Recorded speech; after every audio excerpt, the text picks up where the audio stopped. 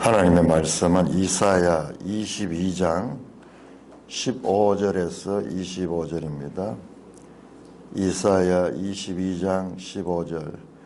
주 만군의 여호와께서 이르시되 너는 가서 그 국고를 맡고 왕궁 맡은 자 셈나를 보고 이르기를 내가 여기와 무슨 관계가 있느냐? 여기에 누가 있기에 여기서 너를 위하여 묘실을 팠느냐? 높은 곳에 자기를 위하여 묘실을 팠고 반석에 자기를 위하여 처소를 쪼아내었도다.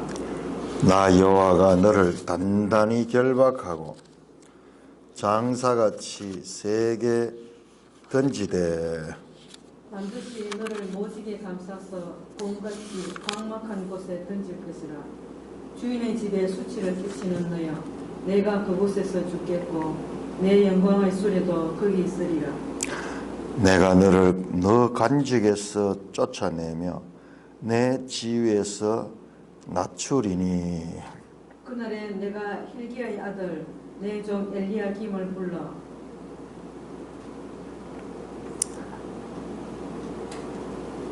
내 옷을 그에게 입히며 내 띠를 그에게 띄어 힘있게 하고 내 정권을 그의 손에 맡기리니 그가 예루살렘 주민과 유다의 집의 아버지가 될 것이며 내가 또 다윗의 집의 열쇠를 그의 어깨에 두리니 그가 열면 닫을 자가 없겠고 닫으면 열 자가 없으리라. 못이 단단한 곳에 박힘같이 그를 견고하게 하리니 그가 그의 아버지의 집의 영광의 보좌가 될 것이요 그의 아버지 집의 모든 영광이 그 위에 걸리리니 그 후손과 족속되는 각 작은 그릇 곧 종지로부터 모든 항아리까지니라. 만군의 여호와께서 이르시되 그날에는 단단한 곳에 박혔던 못이 싸그리니 그 못이 부러져 떨어짐으로 그 위에 걸린 물건이 부서지리라 하셨다 하라. 나 여호와의 말이니라. 아버지 하나님, 오늘 감사합니다. 이 아침도 말씀으로 저희들을 지도하여 주시옵소서. 예수님 이름으로 감사하며 기도드리옵나이다. 아멘. 자, 우리가 이제 성경을 공부를 하다 보면은 성경의 구조나 이러한 것들을 우리가 발견하게 됩니다. 그런데 그것을 보다 보면은요, 우리가 가지고 있던 하나의 이 생각들, 그것들을 벗어나는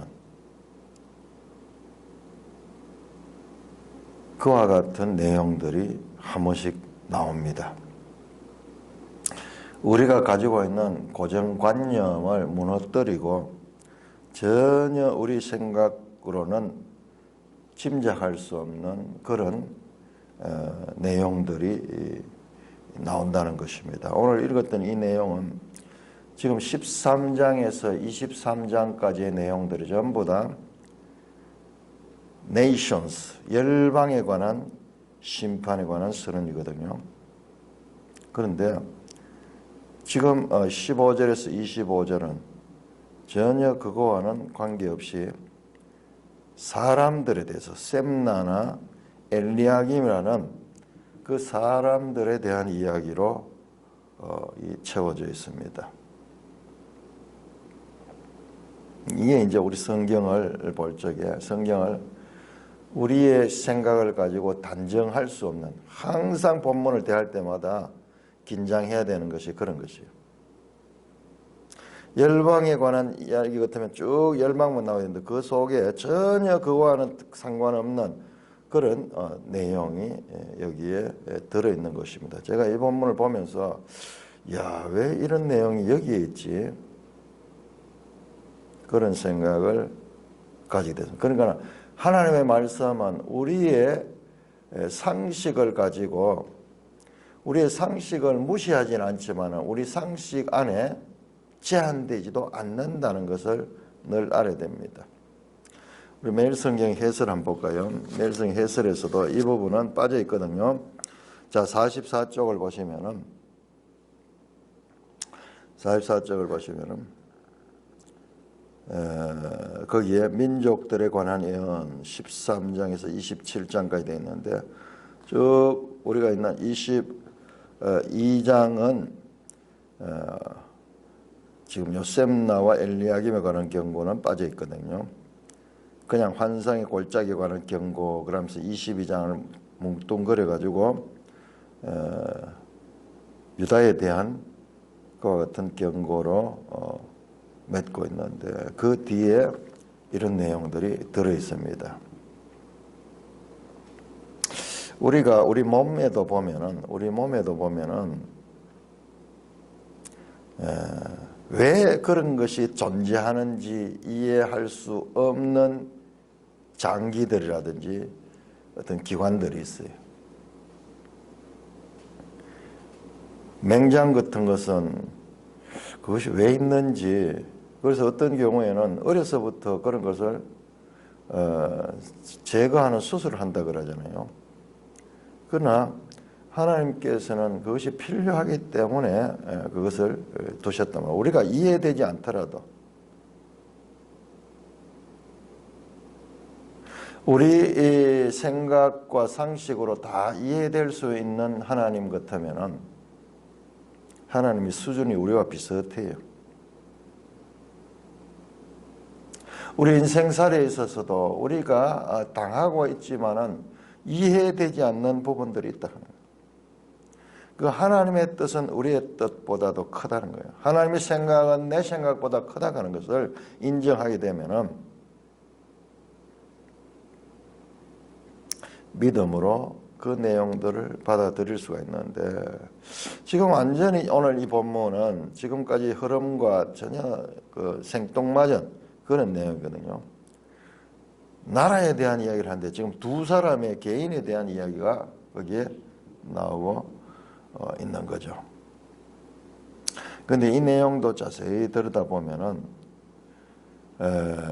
대상은 다르지만은 말씀하고자 하는 메시지는 일관됩니다. 뭡니까? 지금까지 나왔던 말씀들이 다 강대국들을 의지하지 마라. 사람을 의지하지 말고 하나님을 신뢰하라. 그와 같은 말씀인데 오늘 본문도 그런 면에서는 그 주제와 벗어나지 않다고 볼 수가 있습니다. 우리 한 본문 한번 볼까요? 주 만군의 여호와께서 이르시되, 자 계속 나오는 것이 여호와 체오바트, 만군의 여호와, 주 만군의 여호와, 주 만군의 여호와께서 이르시되 너는 가서 그 국고를 맡고 왕궁을 맡은 자 셈나를 보고 이르기를. 셈나, 자 셈나가 누군가 우리 매일성경 주석에 보면은 엘리야킴은 셈나와 함께 아수르와 협상하던 유다의 대표 사절관이다. 자 셈나와 엘리야김이 20절에 나오는데, 자 이 우리 36장 한번 볼까요? 36장. 이 두 인물은 역사적 실제의 인물인 것을 알 수 있습니다. 자 36장 3절 보니까는 3절 이게 지금 히스기야 왕 때 이 아수르 왕 산헤립이 지금 와서 유다를 공격할 때입니다. 포위를 하고 있을 때, 그때 이 두 사람이 hil기야의 아들 왕궁 맡은 자 엘리야김과 서기관 셈나와 아삽의 서기관 섭네와 아삽의 아들 사관 요아가 그에게 나가니라. 세 직책을 가진 자 나왔네요. 왕궁을 맡은 자, 그러니까 총리 대신 같은 직책 같아요. 왕궁을 맡은 자와 그 다음에 서기관 셈나와 그 다음에 사관 요아가 그에게 나가니라. 이 역사적인 그와 같은 것을 기록하는 사관 세 사람이 나왔는데 여기에 지금 왕궁 맡은 자가 엘리야김이고 서기관이 셈나라는데 이 셈나가 오늘 본문에 나오는 같은 셈나인지는 의문스럽습니다만은 동명의 사람입니다. 자, 그런데 오늘 본문에는 서기관 셈나가 아니고 셈나가 왕궁을 맡은 자입니다. 왕궁을 맡은 자입니다. 그런데 이 본문에는 지금 36장에는 왕궁을 맡은 자가 엘리야김으로 되어 있거든요. 자, 그것은 우리가 뒤에 내용을 한번 이어가면서 한번 확인해 봅시다.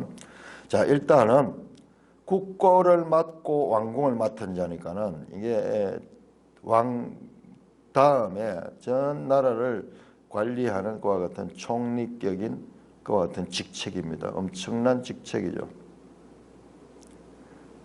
왕의 다음가는 직위로서 1인 지하 만인 지상의 왕궁을 맡고 국고 재정을 관리하는 그와 같은 직책을 가진 자가 셈나다. 그런데 셈나에게 하나님께서 이사야를 통해서 말씀하게 합니다.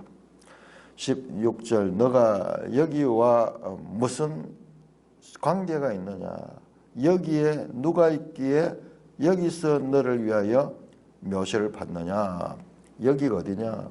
여기가 뒤에 보니까는 여기가 보니까는 어디냐 그러면은 무덤이 있는 곳이 무덤. 높은 곳에 자기를 위하여 묘시를 받고 반석에 자기를 위하여 처소를 쪼아냈도다. 자, 유대인들 묘소는 보니까는 바위를 큰 바위 같은 것을 파가지고 거기다가 이 시신을 안치하죠. 큰 바위 속에는 가족들이 다 들어있을 수도 있고 그런 묘시입니다. 우리같이 이렇게 매장이 아니고 그렇게 하는 겁니다. 그 이게 지금 무덤을 만들고 있는 장면이에요.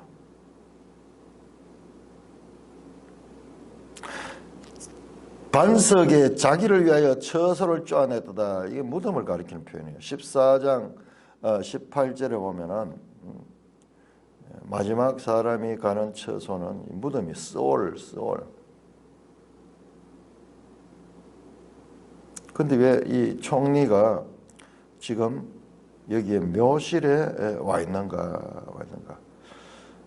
17절 나 여호와가 너를 단단히 결박하고 장사같이 세게 던지되. 그러니까는 이 총리가 지금 총리의 역할에 전념하지 않고 총리가 자신이 죽고 난 다음에 어디에 묻힐 것인가.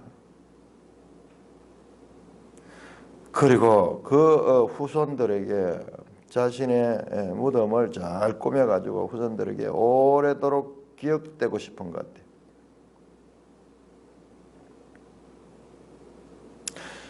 총리가 자신의 현재적인 일보다는 공인으로서의 책임을 무시하고 사적으로 자기 무덤을 꾸미는 데만 관심을 가지고 있는 거예요.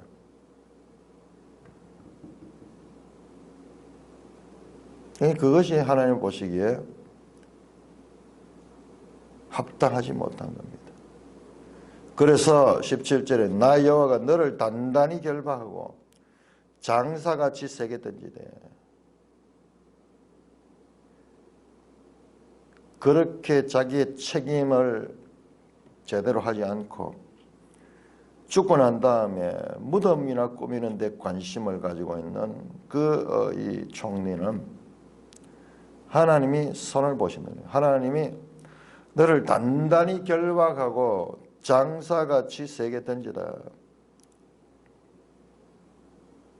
반드시 너를 모질게 감싸서 공이 광망한 곳에 던질 것이다. 공같이 광망한 곳에 던지라. 저기 중동 사람들 머리에 쓰고 있는 터번 있죠, 터번. 우리 어릴 적에도 공 대신에 집에 있는 띠 같은 거 그걸 둘둘 말으면 공같이 되잖아요. 그래가지고 뭐 그 노는 적도 있는데 이게 지금 그 말이 너를 마치 공같이 감싸가지고 어떻게 어디로 던지나 광막한 곳에 던질 것이라. 지금 셈나는 자기가 죽어가지고 아주 영광스러운 무덤을 꿈꾸고 있는데 하나님은 너를 공같이 해서 광막한 곳에 던질까. 그 묘실 좋은 것이 아니라 어떤 면에서 광막한 곳은 그냥 광야잖아요. 광야. 매장되지 못하고 그냥 길거리에 던져질 것이다. 네 시신이. 그래서 새나 들짐승의 박이 되게 할 것이다. 우리 구약성에 보면 매장되지 못한 것도 저주받은 그와 같은 삶으로 말하고 있습니다. 주인의 집에 수치를 끼치는 너여, 네가 그곳에서 죽겠고. 여기서 주인의 집은 그 다윗 왕위죠. 다윗 후손들이까지는 그 유다의 왕입니다. 그 총리는 그 나라의 왕을 보필해서 그 나라를 잘 돌봐야 되는데 그런데 오히려 수치를 끼친다. 네가 그곳에서 죽겠고. 어디에서 죽느냐? 여기가 아니고 14, 16절에 보면 네가 여기와 무슨 상관이야? 여기에 누가 있기에 여기서 너를 위하여 무엇을 받냐? 네가 원하는 여기가 아니라 그곳에서 죽는다. 광막한 곳에서 죽을 것이다. 네 영광의 수레도 거기에 있을 것이라. 총리는 특별히 오늘날 치면 관용차가 나오죠. 좋은 성능이 좋은 차를 관용차로 타는데 그 당시에는 그 총리가 타는 영광의 수레. 우리 창세기 41장 43절에 보면은 요셉에게 주어지는 그 수레입니다. 버금수레가 버금수레. 그래서 그 수레를 타고 다니면은 주변 사람들이 다 총리님 오신다고 머리를 숙이고 예를 표하는 그와 같은 수레, 영광스러운 수레죠.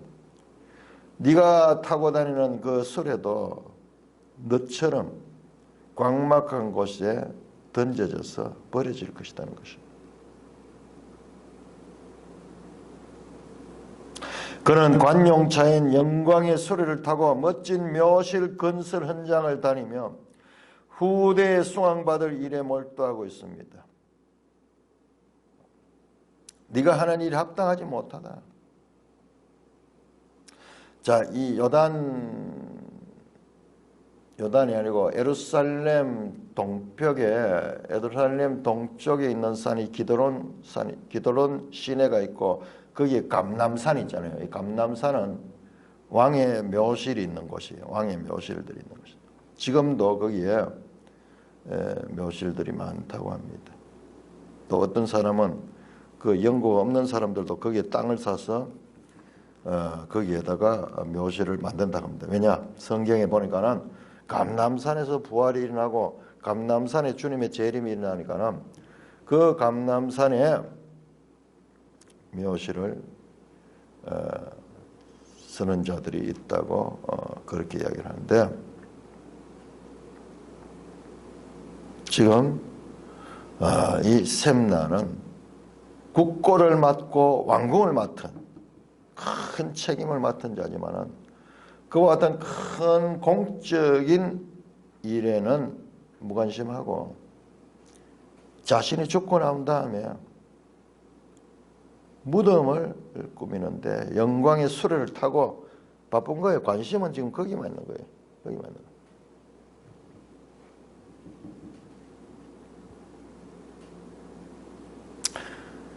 하나님은 여기에 묘실을 마련하는 자를 향하여 여기가 아니라 그곳에서 죽게 한다. 그렇게 말씀합니다. 19절 내가 너를 너 관직에서 쫓아내서 너 지위에서 낮추겠다. 하나님께서 이와 같은 왕국 맡은 자의 관직을 빼가지고 그리고 너 지위에서 낮출 것이다. 너가 가지고 있는 그 지위를 박탈시키고 거기에서 너를 쫓아낼 것이다. 직위 해제한다는 말씀입니다.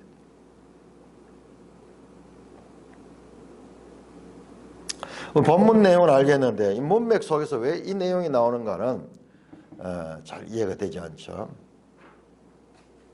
자신의 번영보다 백성의 번영에 관심을 가져야 될 공직자가 자신의 사사로운데 그것도 죽고 나서 그 묘실에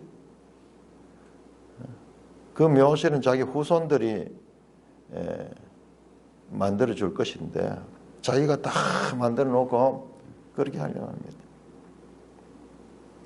이것이 하나님 보시기에 가정스러운 일이 가정스러운 일. 그런 의지를 가진 자를 하나님께서 모질게 감싸서 공처럼 해서 저 광막한 곳에 던지다. 너는 주인의 집에 수치를 끼치는 자다. 너는 그곳에서 죽을 것이고 네가 자랑하는 영광의 수레도 그곳에 버려질 것이다. 그렇게 말씀을 하라고 전합니다. 20절입니다. 그날에 내가 힐기야의 아들 내 종 엘리야김을 불러 내 옷을 그에게 입히며 너 띠를 그에게 띄어 힘있게 하고 네 정권을 그의 손에 맡기라. 그러니까는 이 엘리야김 지금 우리 히스기야 왕 때 나왔던 그 엘리야김 맞죠? 36장 3절은 힐기야의 아들 엘리야김이거든요. 힐기야의 아들 엘리야김 왕궁을 맡은 자 엘리야김 나오거든요. 그러니까 이 같은 이름이에요. 같은 이름. 셈나는 누구의 아들이라 하는 표현이 없어서 동명이인일 수도 있고 아니면 다른 사람일 수도 있어요. 알 수 없어요. 이름만 가지고는 누구의 아들 할 때는 정확한 표현이 됩니다. 힐기야의 아들 내 종 나의 종 내가 하나님께서 나의 종 엘리야김을 불러 너의 옷 셈나가 입고 있던 그 관복이죠. 셈나의 옷을 그에게 입힌다 하는 말은 셈나의 직위를 그에게 준다는 그와 같은 말입니다. 내 띠를 그에게 띄어 힘있게 하고 그 셈나가 관복에 띄는 띠를 가리킵니다. 네 정권을 그의 손에 맡긴다. 네가 가지고 있는 그와 같은 권력을 엘리야김에게 맡긴다. 제 책임을 바로 하지 않는 셈나의 그것을 빼앗아서 그것을 하나님의 충성스러운 종에게 이 지위를 그 관직을 맡기시겠다는 말씀입니다. 우리 이 내용이 끝나면은 이 내용에 대한 우리가 한번 토론을 한번 해보자고요. 이게 뭔가 좀 감이 오잖아요. 자, 책임을 맡은 자가 그 책임을 제대로 하지 못할 때는 그 권력을 빼앗아서 다른 사람에게 넘겨줘요. 준비된 사람에게 넘겨준다.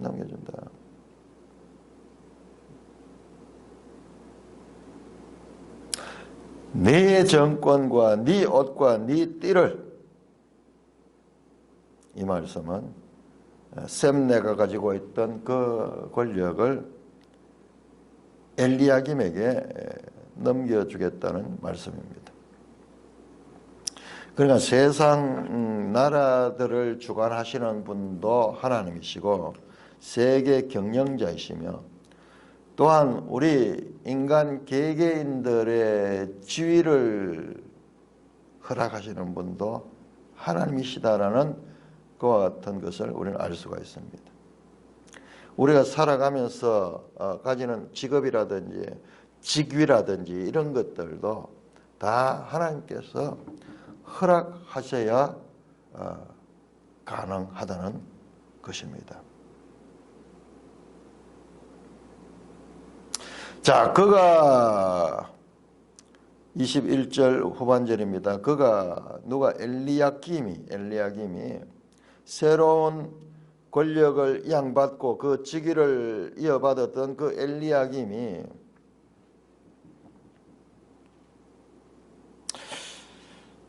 그래서 이 엘리야김이 지금 그 히스기야 때 이 왕궁을 맡은 자가 되는 거예요. 36장 3절에 나왔던. 그러니까 이것은 그냥 이야기가 아니고 역사적 사실을 지금 말씀하고 있는 것이다. 상징적인 이야기 아니고 역사적 실제. 그래서 36장에서는 엘리야김이 왕궁 맡은 자의 직책을 가지고 등장하는 것입니다. 그 엘리야김이 그가 예루살렘 주민과 유다의 집의 아버지가 될 것이다. 백성을 자식처럼 돌보는 그와 같은 훌륭한 이 총리가 된다는 말씀입니다. 셈나는 주인 집에 수치를 끼쳤으니까는 그러니까는 제대로 백성들을 돌보지 않은 그와 같은 자였지만 그러나 이 엘리야김은 예루살렘 주민과 유다의 집에 아버지가 될 것이다. 셈나와 달리 백성을 자식처럼 보살피는 아버지의 역할을 감당하게 될 엘리야김은 셈나와 달리 사적인 목적으로 아니고 공적인 목적을 앞세워 자기에게 맡겨진 권리를 사용할 사람이라는 것을 우리는 여기서 셈나와 대조해서 유추할 수가 있습니다. 그래서 22절 내가 또 다윗의 집의 열쇠를 그의 어깨에 두리라. 다윗의 집의 열쇠는 유다의 왕권을 가리키죠. 그의 어깨에 두리다. 이것은 권세를 가지고 있는 자로서의 하나의 관용어입니다. 그러니까 그 유다의 왕권에 중요한 일들을 감당할 수 있는 열쇠는 열고 닫고 하는 거죠. 그러니까 그런 책임을 준다는 거예요. 그의 어깨에 책임을 둔다.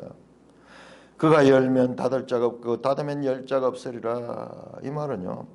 셈나의 권력을 가진 총리로서 그가 그 모든 다윗 집의 중요한 일들을 감당하는데 이 책임 있는 자가 된다는 말씀입니다. 그래서 그는 다윗 집의 아버지처럼 지도자로 존경을 받으며 그 일을 성실히 수행할 것이다. 그래서 그의 어깨에 둔 다윗의 집의 열쇠, 하나의 유다의 왕권의 이 권력, 그것을 그가 책임 있게 수행하며 그의 권위는 다른 사람이 넘볼 수 없는 그와 같은 권위를 가지게 될 것이라는 말씀입니다. 못이 단단한 곳에 박힘같이 그를 견고하니 못이 단단한 것 같이 곳에 박힘같이 그를 견고한다. 하나님께서요. 못이 단단하게 박힘같이 그를 견고하게 한다. 그의 권세를 그의 정권을 하나님께서 단단하게 그렇게 만들어줘서 그의 이 권력이 아주 탄탄하게 책임감 있게 그리고 안정되게 그 권력을 유지하게 될 것을 말합니다. 엘리야김은 다윗의 집, 즉 유다의 왕권에 충실하게 보필하며 그 결과 그는 백성들에게 아버지로 추앙을 받으며 관리로서 자신의 직위가 아주 안정되고 탄탄하게 보장됩니다. 자, 여기까지는 상식적이에요. 상식인데. 그런데 이어진 내용에서 또한 우리의 상식을 뒤집어 엎는 내용이 나옵니다. 그가 그의 아버지 집의 영광의 보좌가 될 것이며, 자, 그는 유다 집의 아버지가 되어야 되는데, 그는 그의 아버지의 집은 자신의 가문을 가리켜, 자신의 가문을. 그리 자신의 가문의 모든 집의 영광의 보좌가 된다. 뭐냐? 가문의 자랑이 되는 거죠. 우리 가문에서 저런 훌륭한 총리가 나오면은 그 가문에서도 되게 프라이드를 가지죠. 야, 우리 가문에 저런 훌륭한 분이었다. 그의 아버지 집의 영광의 보좌가 될 것이다. 또한 24절 그의 아버지 집의 모든 영광이 그 위에 걸린다. 자, 우리 매일 성경 해설을 보시면은 23절, 24절에서 영광, 그러면 카보드는 무거움, 카바드라는 말에서 유래됐다. 히브리어의 아주 독특한 면이에요. 영광이라는 단어는 또한 무겁다 하는 그와 같은 말을 어원으로 가지고 있다는 것입니다. 그의 아버지 집의 영광의 보좌, 그의 아버지 집의 모든 영광이 그 위에 걸린다. 그의 아버지의 집은 사적인 것이 사적인 것. 자신의 가문을 가리 가문. 예루살렘 주민과 유다 집의 아버지로서 역할보다도 한 가문의 이 아버지, 그 가문의 영광에 기울어지는 그와 같은 일이 나온다. 오랫동안 이 총리직에 있으면은 권세가 있으니까는 주위의 가족들이나 또 주변의 친척들이 많은 청탁이 도는 거야. 자, 모든 그의 아버지 집의 모든 영광이 그 위에 걸린다. 그가 앞에서 단단한 못처럼 그렇게 견고하게 하나님께서 그를 세웠다고 말했잖아요. 못이 탁 박혀서 그러면 그 못에다 뭘 걸잖아요. 그 이야기가 됩니다. 아버지 집의 모든 영광이 그 위에 걸리리니 그것이 무슨 말하는가? 그 뒤에 나옵니다. 그의 후손과 족속되는 각 작은 그릇 곧 종자로부터 모든 항아리까지나. 이 잘 박힌 못처럼 견고한 권력을 가지고 있는 이 엘리야김에게 그의 아버지 집, 그의 가문에서 후손들과 족속이 되는 자, 족속이 되는 각 작은 그릇 곧 종지로부터 모든 항아리까지다. 무슨 말이냐? 이게 하나의 관용적인 표현이죠. 우리 앞에서 나왔듯이 머리에서 꼬리며 그 다음에 종려나무에서 저 갈대까지 가는 것은 보편적인 전체를 가리킨다고 그랬잖아요. 이것도 지금 같은 거예요. 종지로부터 모든 항아리까지 집안에 있는 모든 사람들이 작은 그릇부터 해서 큰 항아리까지 그 후손과 그 족속이 그에게 의지하는 거예요. 그가 잘 박힌 못처럼 박혀 있는데 거기에 그 영광에 그들도 편성하는 거예요. 이건 정권에서 늘 일어나는 이야기죠. 자, 이렇게 훌륭한 총리가 있으니까는 그의 가문 사람들이 시간이 지나면서 점점 그에게 의지하고 그에게 이권을 추구하고 후손들 종지에서 모든 항아리까지 가문의 모든 사람이 엘리야김에게 들러붙어 가지고 그에게 의지하고 그의 권력을 이용해서 자기들도 이권을 가진다는 것입니다.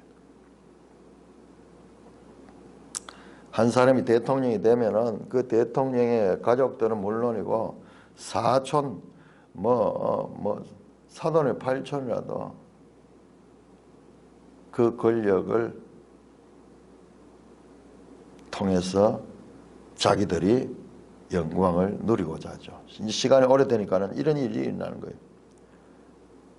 자, 엘리야김은 셈나와 달리 아주 신선하게 출발했습니다. 그래서 하나님도 그의 직위를 잘 박힌 못과 같이 그것도 단단한 곳에 못 박힌 것처럼 못이 허술한 데 박히면은 못이 잘 빠지죠. 아주 못을 단단하게 그를 견고하게 했는데 그 위에 자꾸 가족들 뭐 일가들의 이런 청탁들이 들어오고 그런 사리사욕들이 들어오고 이러면서 그것이 이 모두에다 다 걸리는 거예요. 걸리는 거예요. 이 서양에서는 이런 일들이 좀 잘 없는데 우리 동양에서는 이런 가족 관계가 중요시 되다 보니까는 이런 일들이 많이 있어요.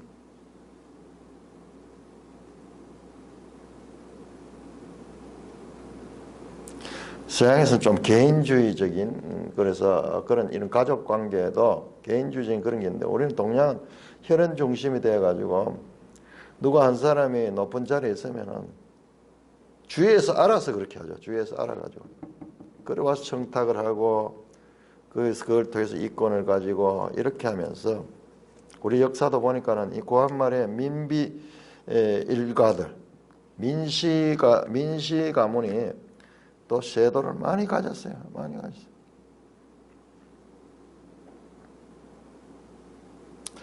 이 동양적인 것과 같은 정서가 여기에서도 나타납니다.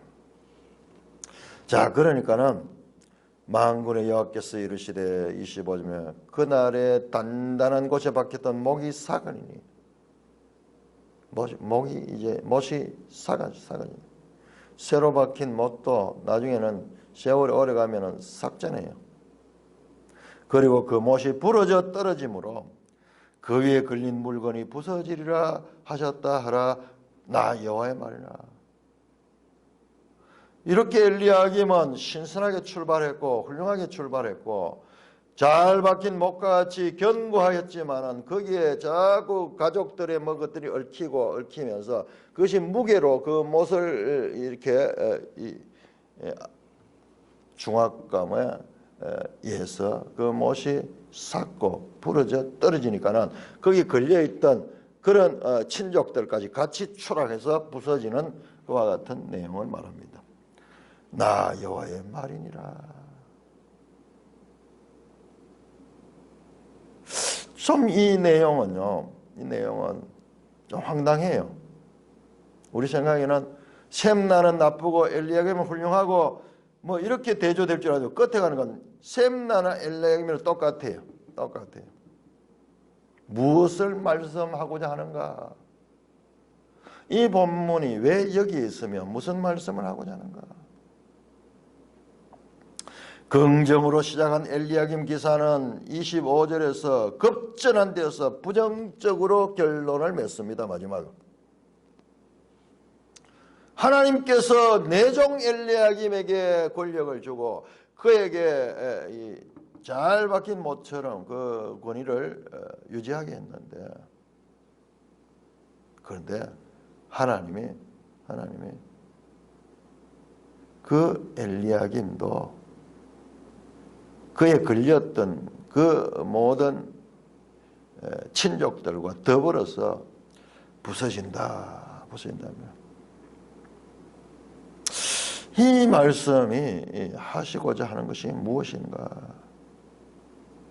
이 본문 자체가 여기에 위치해 있는 것도 너무나 생뚱맞고 뿐만 아니라 이 내용 자체도 결론에 가서는 전혀 우리의 예상을 뒤집어엎는 그와 같은 결론으로 나타나고 있습니다. 자, 그런데 우리가 잘 생각해 보면은 지금 이 내용이 앞에 나오는 열왕의 심판과 일맥상통하는 것이 있습니다. 그것은 무엇이냐? 하나님을 믿지 않고 사람을 믿는 자, 강대국을 믿는 자는 나중에 그 믿음이 배신을 당한다. 그 잘 박혔던 못도 삭아서 부러져 그 걸려있던 것이 다 부서지듯이 사람을 믿는 자는 나중에 그 믿음에 배신을 당하게 된다는 말입니다. 사람은 아무리 좋은 사람이라도 유종의 미를 거두기는 쉽지 않습니다. 잘했던 자들도 종말에는 부패하기가 쉽습니다. 셈나도 부패했지만은 하나님은 그 셈나의 복을 빼앗아 그것을 엘리야김에게 돌렸습니다.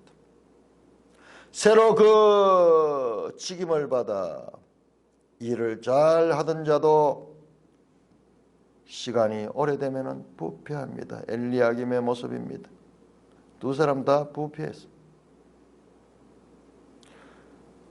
많은 친인척들이 덩달아 사리사욕을 채우며 그 자신의 가문의 자랑인 엘리야김을 의지하다가 함께 추락합니다.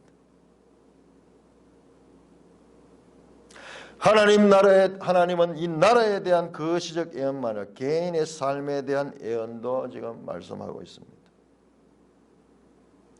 백성들은 하나님보다 인간을 더 신뢰하고 있습니다. 대다수 인간들은 그들의 신뢰를 저버릴 수밖에 없습니다. 성령으로 시작했다 육체로 마치는 경우가 많이 있습니다. 우리 지금 한국교회를 보면은 아주 목회를 잘 성공적으로 했던 분들도 마지막 노년에서 우리 대표적인 그 목사님, 그 김장한 목사님, 조영기 목사님, 김사만 목사님 이런 분들이 말년에요. 말년에 지금 엄청난 지금 잘못을 하고 있어요. 그것이 무엇이냐? 그것이 이분들이 공통적으로 WCC 세계교회협의회 WCC를 지지하면서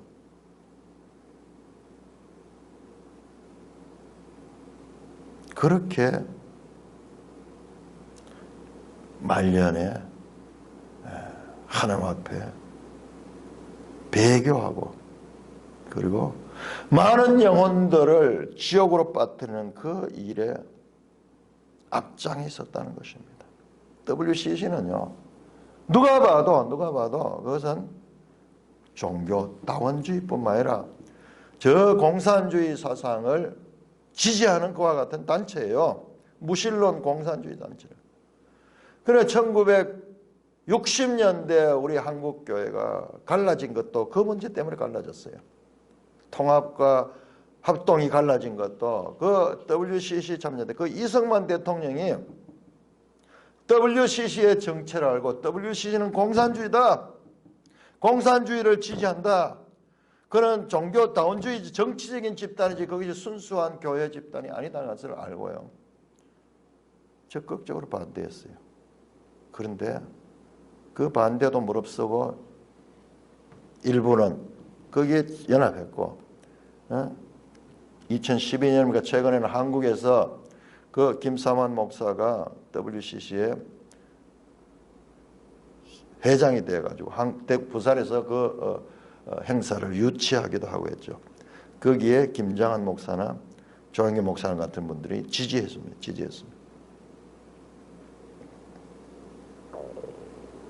엄청난 배경. 만약 WCC가 바른 신앙단체인지 아닌지조차 구별하지 못한다면요, 그들은 눈뜬 장님입니다. 60년대부터 계속 말씀해왔고 지금도 그렇게 말하는데도 불구하고 그들은 분별하지 못하고 있습니다. 세상적으로 볼 때에 그들은 작은 교회를 개척해가지고 오늘 세계적인 교회를 만드는 사람들이지만 그들이 했던 일들은 하나님 앞에 어떤 평가가 나올지 상상할 수 없습니다. 그냥 우리가 봐도 그들의 잘못은 참으로 그들이 세웠던 공로를 훨씬 능가하는 잘못을 행하고 있습니다.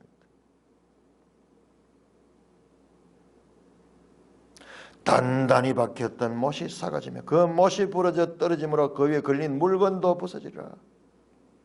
더불어서 다 추락하여 부서집니다. 이 말씀은 문맥적으로 하나님을 의지하지 않고 강대국을 의지하는 이스라엘에 대한 심판선언이라면 오늘 본문은 유다의 실무 정책 위반자들, 관리들 두 사람을 내세워서 사람을 신뢰하는 것이 어리석은지를 알려주는 본문입니다. 이들은 히스기야 왕 때의 실제적인 이 지교에 있었던 인물, 책임자들입니다. 하나님이 누구신가? 하나님이 누구신가? 그리고 이어지는 나라들에 대한 예언과 그리고 그 사이에 낑겨 있는 이 특별한 이 셈나와 엘리야김 개인에 대한 이 말씀들이 공통적으로 전하고자 하는 것은 오직 여호와 하나님을 의지하고 사람을 의지하지 말라는 그와 같은 말입니다. 이 땅의 것을 의지하는 자는 그 의지하는 것에 의하여 배신을 당하게 될 것이다 라는 말씀을 우리는 여기서 발견할 수가 있습니다. 찬송가 595장입니다.